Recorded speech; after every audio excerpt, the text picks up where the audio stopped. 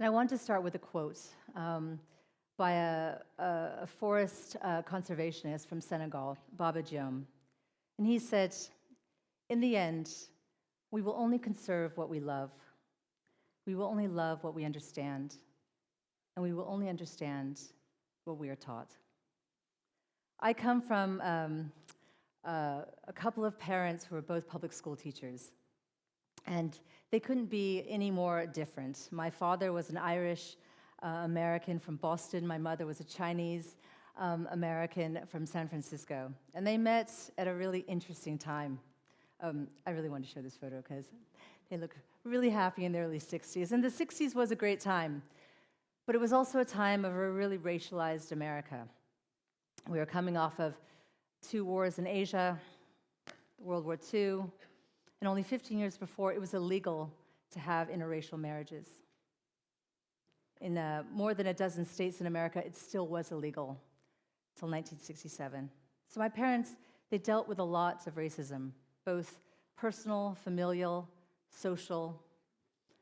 But that never stopped them being married for 62 years, which was incredible. And part of that was teaching me a couple of really important things. They taught me many things, but there are 2 big things that they taught me. One was to stand up for what you believe in, despite any consequences you might face. And the second was to have an intrinsic connection to nature. I also wanted to show this because, you can't buy style, can you really?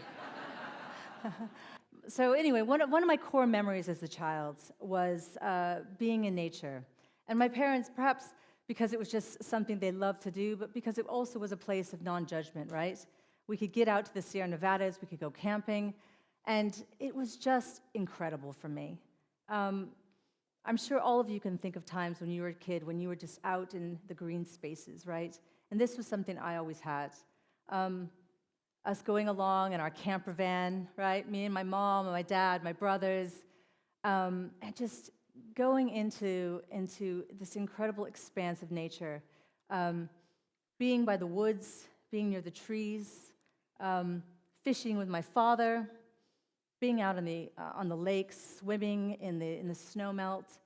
It was a really, really special time for me.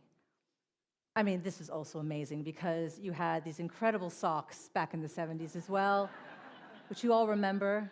You wait long enough, they come back in style, right? So, but look, this was a time, as you can see, that there were no screens, right? We just had each other. We fought with each other. We fished with each other. We laughed with each other. About 3 years ago, I moved to Ireland. I lived on 3 different continents, but I wanted to come to Ireland because I really felt like an important place for me and my family history. It also was a bit of a sanctuary.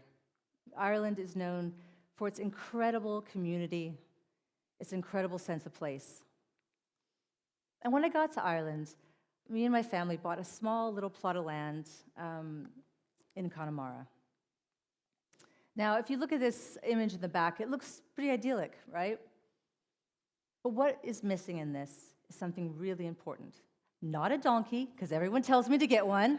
Not a donkey. There is a donkey shed in there, but that was a previous donkey. It's missing its native trees. When I came to Ireland, it was in the middle of a huge geopolitical shift in the world, as we've all been well aware of, as well as a huge situation with the climate crisis. So I had a thought, and my thought was, I'm going to buy this little plot of land.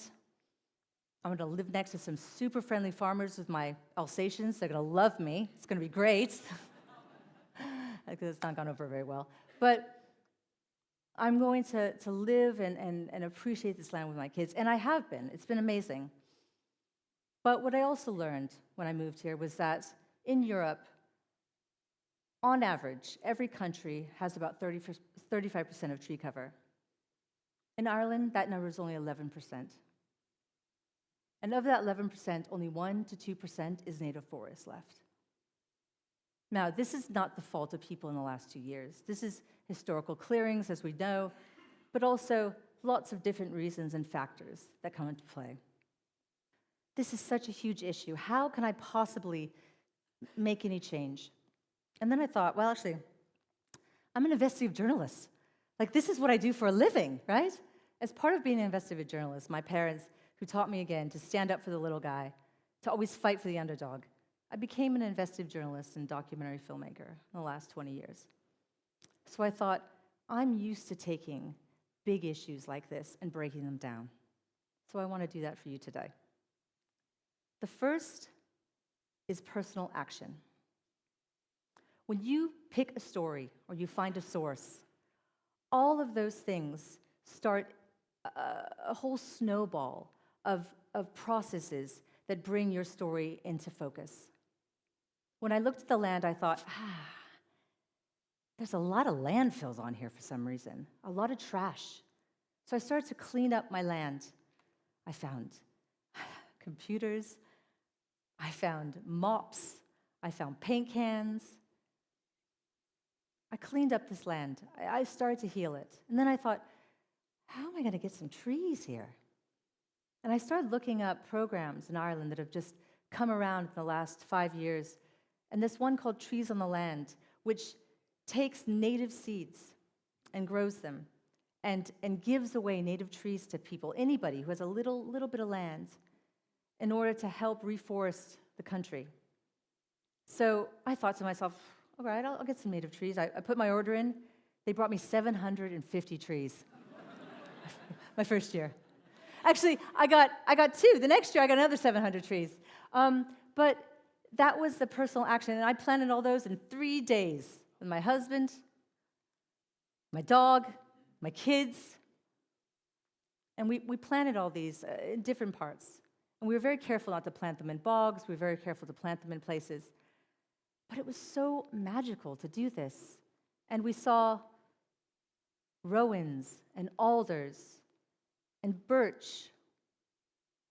And I even went with another program where I received heritage apple trees, and they came out this spring from Ireland, heritage apple trees that have been lost to history and found again and grown. So these are the kinds of incredible things that I learned through personal action. The second thing I want to talk about is about interdependency. Now, Ireland knows this very well. It knows its communities very well, but I just want to remind us this. When you do investigative journalism, I don't only work as a journalist. I actually work as an editorial director for a cross-border journalistic investigative journalism cooperative.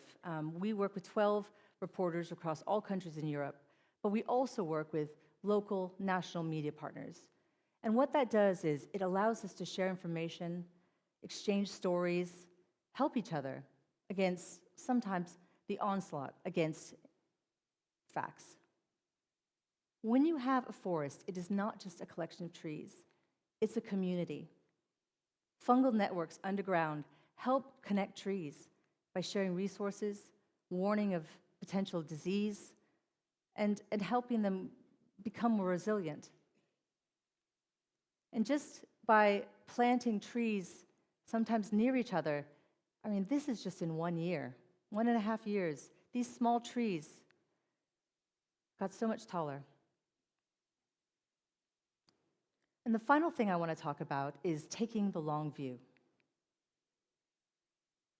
Trees die. Stories don't always land. In this huge information glut, there's so much that could get lost. But sometimes a single oak that survives, holds 2,300 species.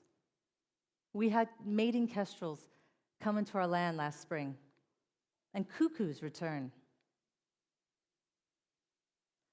When I did a story back in 2018, I had an idea about how some of the most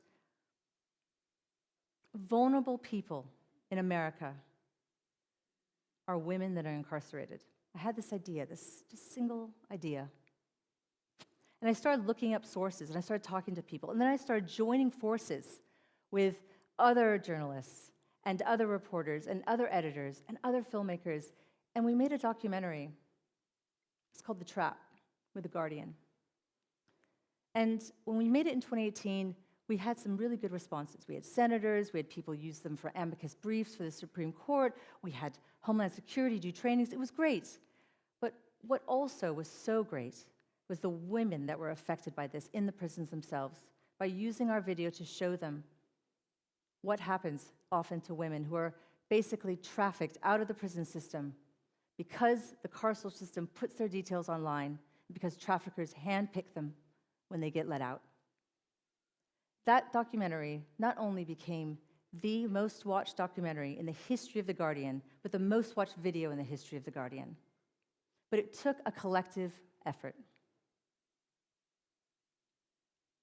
I may not see a forest on my land in my lifetime. My parents came 4 months ago to visit, and I got to show them what I had slowly started to grow. 2 months ago, I brought my father's ashes back, and I buried them beneath the tree in this new forest that I hope will grow in Connemara. I know sometimes it feels like we're so past a world that can't be saved. But every single revolution, every great movement started with someone who had a personal stake in something greater than themselves. So, to conclude, I have new oaks coming up on my land, oaks I never planted.